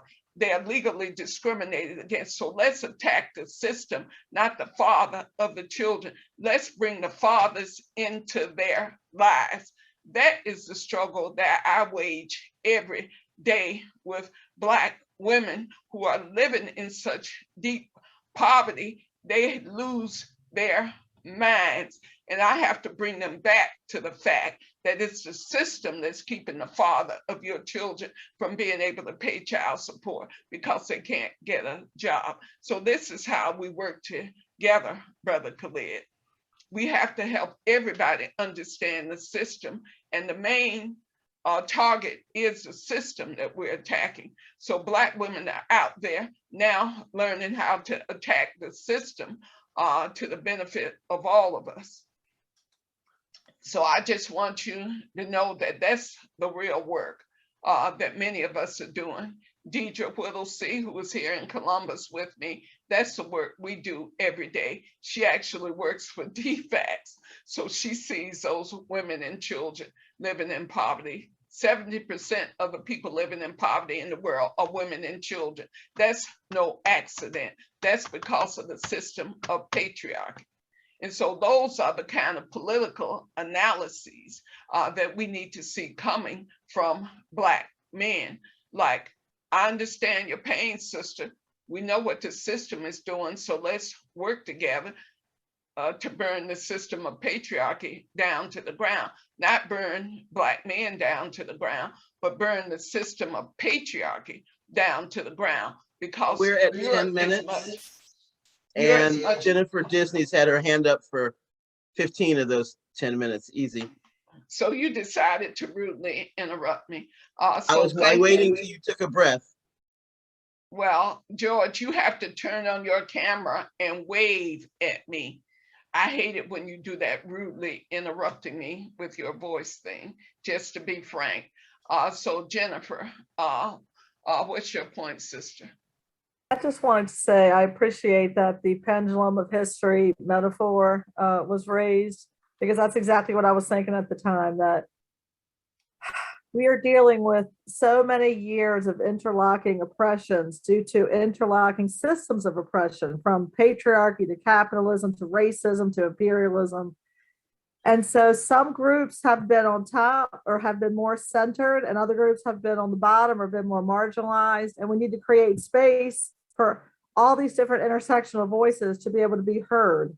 And I think everybody on this call, I think we are all committed to fighting oppression as such, not just oppression based on race or oppression based on sex or oppression based on gender or oppression based on sexuality or oppression based on nation or ethnicity or country of origin. I think we are here because we want to fight oppression as such. We want to fight relations of domination and subordination in whatever form they take based on whatever relationship. And so to me, that's what brings us together. And sometimes the pendulum does have to swing to center people who have previously been marginalized, to use Bell Hooks' metaphor, to take people who have been in the center, put them in the margins, take people who've been in the margins and put them in the center. That doesn't mean you listen all the time or you speak all the time. It means we take turns listening and speaking because we have a complex understanding of these intersectional oppressions that we all live and walk and breathe and die within and between every day.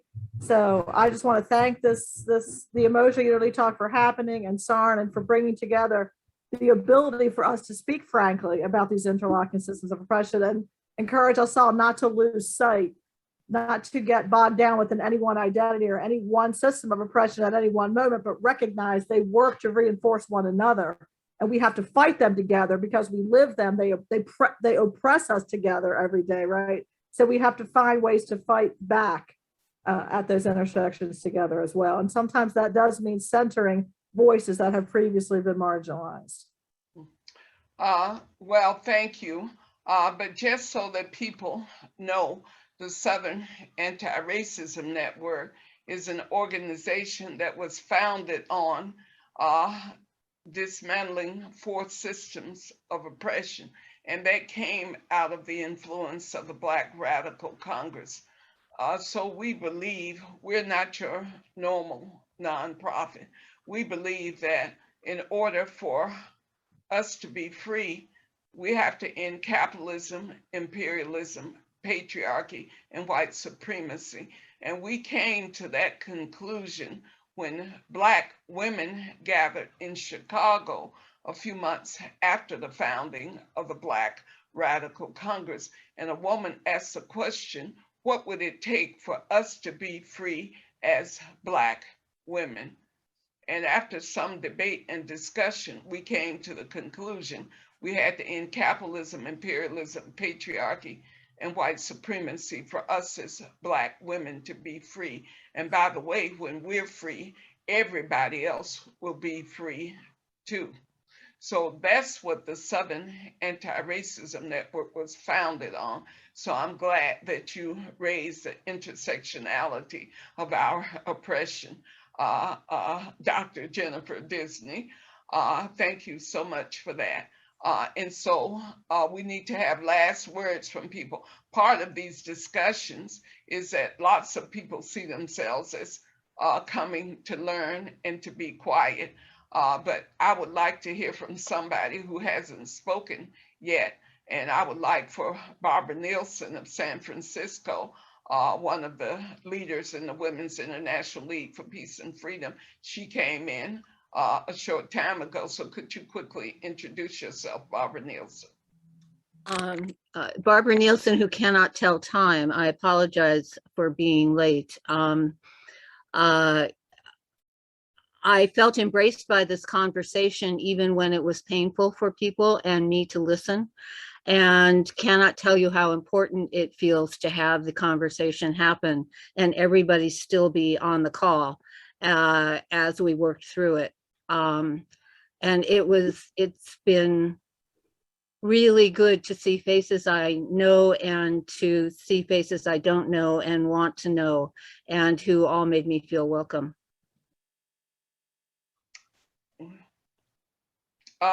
Anyone else who would like to speak who hasn't spoken? Now is the time.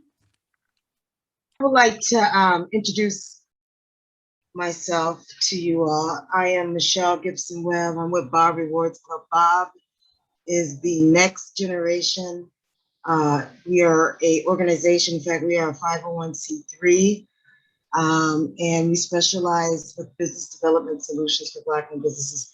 We are actually do a lot of work underground, and we've been around since 2016, and now we're starting to see a lot of noticeability with the Black-owned businesses nationwide. So we're happy about that. Now, we also kind of run piggyback with Black Lives Matter. In fact, the co-chair of the Green Party in Minnesota is also the head of Minnesota Black Lives Matter. His name is Trayon Cruz. If you had watched the trial for Derek Chauvin afterwards, he was one of the speakers. And so we're very much involved with that. The Green Party, you were talking about it, is getting a lot of publicity for having a lot of your Black grassroots candidates, okay? And so that's, because they are at the top, like you do see a little bit of the Democratic Party, but, they're a real liberal group too. So it just depends on, what you look, what you're interested in as far as your ideologies. But it has been an up and coming political party for Blacks right now. So there's a hot movement with the Green Party. So anyway, I just wanted to introduce, and please go take a look. We are streaming this from our 3 channels too, because we do marketing as well. So there is a video being created as well. So, wanted to give a shout out to this platform and conversation. And I hope to learn more about all of you all as well. And to learn more about us, you can go to bobrewards.club. Have a good day. Thank you. Well, thank you, Sister Michelle. Who is Chago Wilson? I don't recall seeing you in the Umoja Unity Talks before. So could you introduce yourself? Good evening, Sister El Amin. That's the second time you said that in one of these meetings. So this is about my 4th meeting. And because I go back to when you had the sister, the Move sisters, the sisters from the Move movement. And I've been on every conference, every call since then. And you and I are co-members of Us Lifting Us. Oh, wonderful. Right. Wonderful. I was wondering what happened to Brother Hakima and Sister Tamu, because they both registered, but they're not here. Right.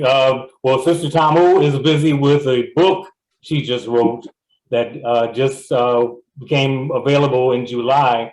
So she's doing book signings regularly now. So she's probably busy somewhere doing a book signing today. Yeah, because I purchased a book and it came in the mail about a week ago. So we're going to bring her here to Columbus for a book signing. Okay, because I edited that book for her. Wonderful. Well, forgive me, I won't forget again. Okay. Brother Henry, who are you, Brother Henry? Introduce yourself. Brother Henry, unmute yourself. We can't hear you. Don't be shy.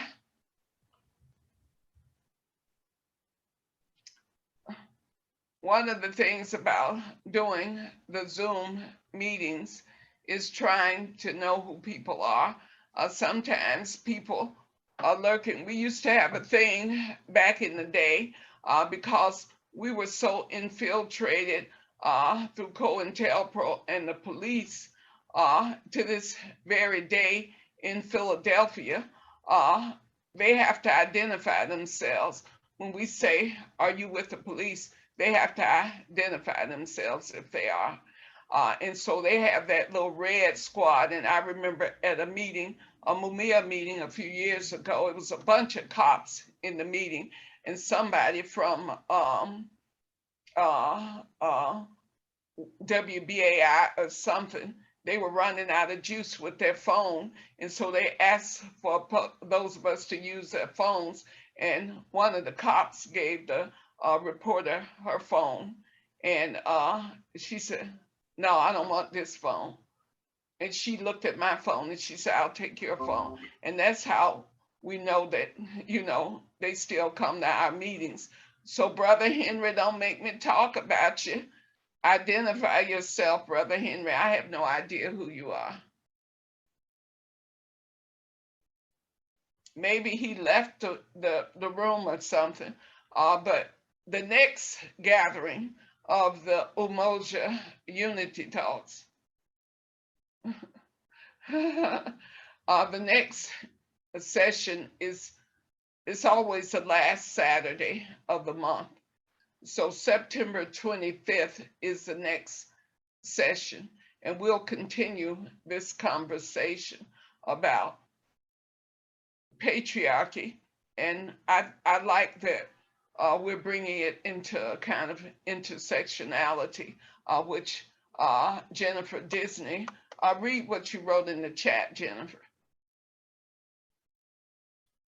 I just said that intersectionality encourages us to feel solidarity for other oppressed groups, other people whose oppression we might not share.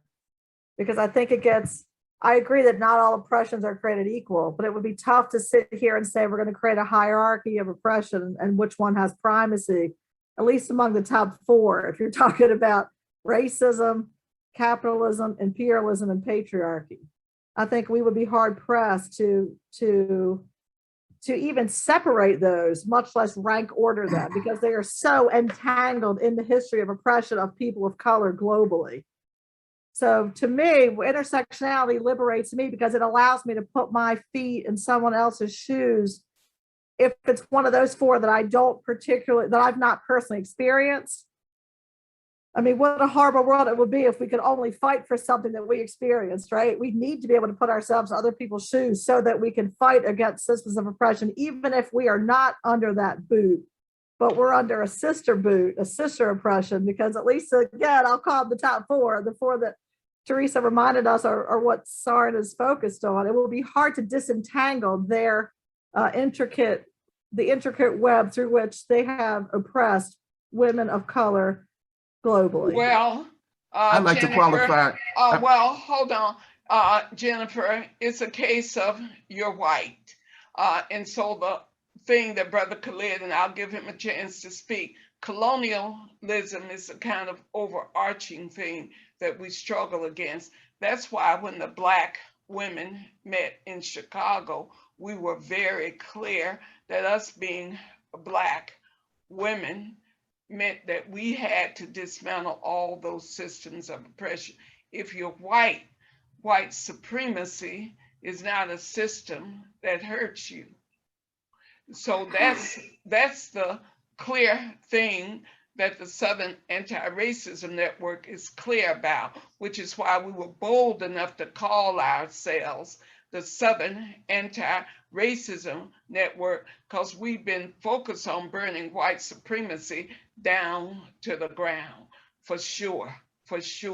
And that's why we try to connect with white allies in the movement, because if you're really with us in the spirit of John Brown, you're gonna help burn white supremacy down to the ground. You're not gonna sit in the room when those folks are talking all kinds of nasty stuff about Black teachers and other Black people. You're gonna speak up and say, wait a minute, I don't agree with that.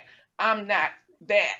So that's what we expect from white people, just to be real clear about what the Southern Anti-Racism Network is about and why we invite people of European descent into these discussions that could be considered family meetings. It's on you, Brother Khalid. You got the last word. I don't need to have the last word. I may be accused of being a misogynist. I just want to be able to read my comments and to qualify my comments. What I wrote was basically also intersectionality, and I want to emphasize this, is not the same as solidarity. Intersectionality may make you feel good, right? But that doesn't mean you're going to really help in the movement to free something or some people or yourself.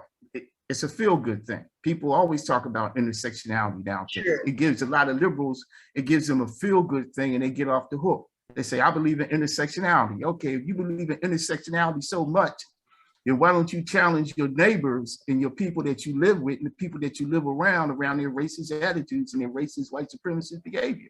Do that, because that's real solidarity, not just intersectionality.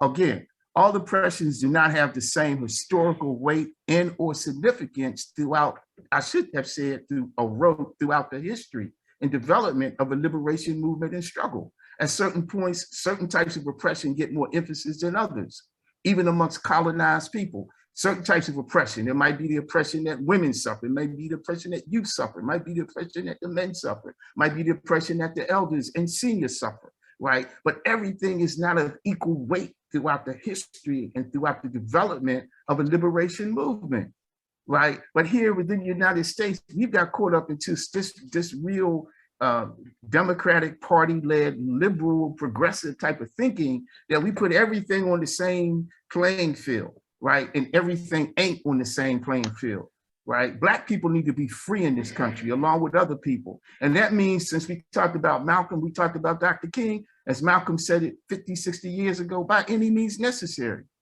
By any means necessary. And so if you believe in intersectionality, okay, are you willing to support Black people's right to armed struggle? Are you willing to support Black people if we decide that we want to have maybe a semi type of republic to ourselves, right? Tell me about that type of intersectionality. That's more than just a feel-good, progressive, quasi-liberal type of thing that's really rooted in the material justice and liberation and benefit for any oppressed people. That's my closing comment. Call me what you like, but you know, hey.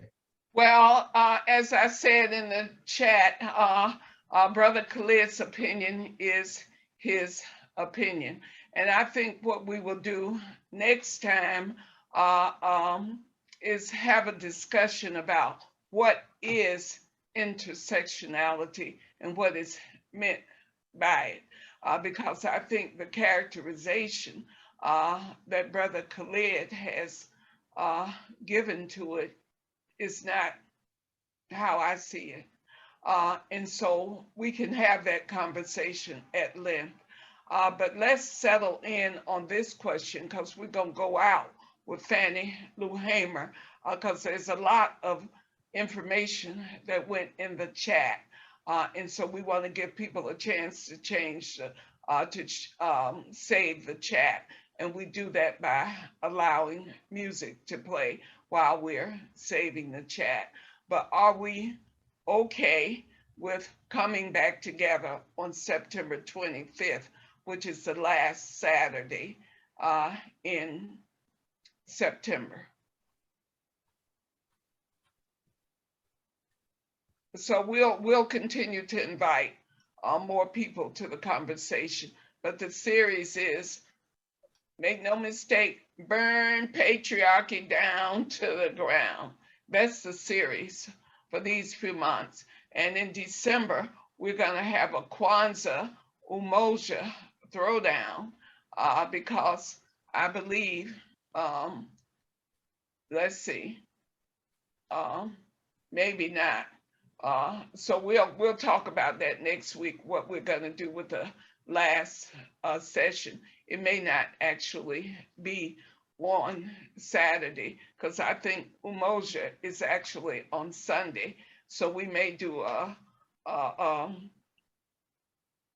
Kwanzaa celebration, so you can see how we celebrate unity, and it'll be really bad.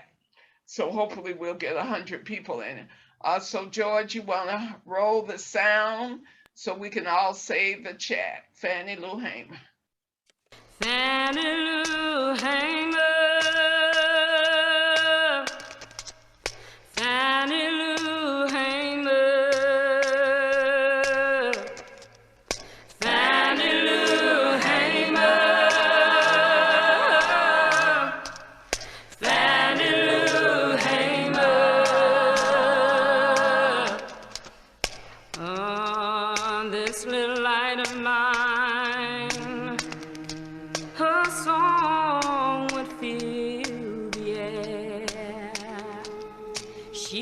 the state of Mississippi. Now a few more black people stand there. Fannie Lou Hamer. Fannie Lou Hamer. Fannie Lou Hamer. Fannie Lou Hamer. For 20 years she weighed the cotton down on a white man's farm.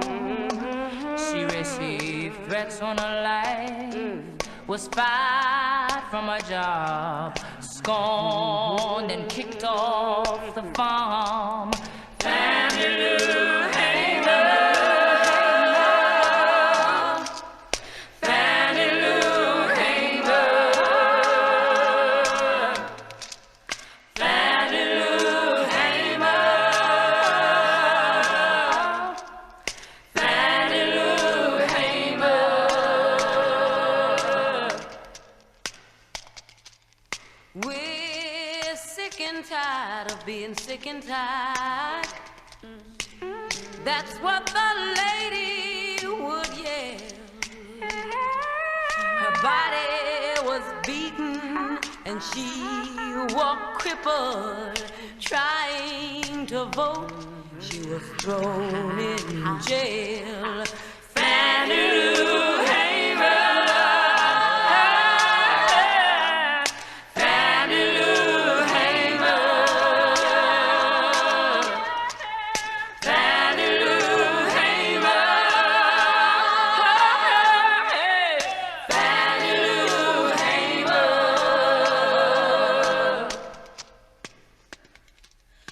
Land of the free and home of the slave, she criticized the law of the land. For 100 years, blacks had lived in fear. Now they marched, took their lives in their hands. Fannie Lou Hamer. Fannie Lou Hamer. Fannie Lou Hamer. Fannie Lou Hamer.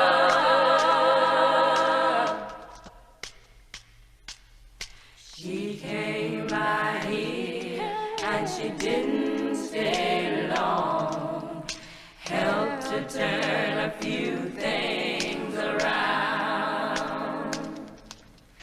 Cancer took her body, but the struggle got her soul. Now we've laid her body in the ground. Fannie Lou Hamer. Fannie Lou Hamer. Fannie Lou Hamer. Fannie Lou Hamer.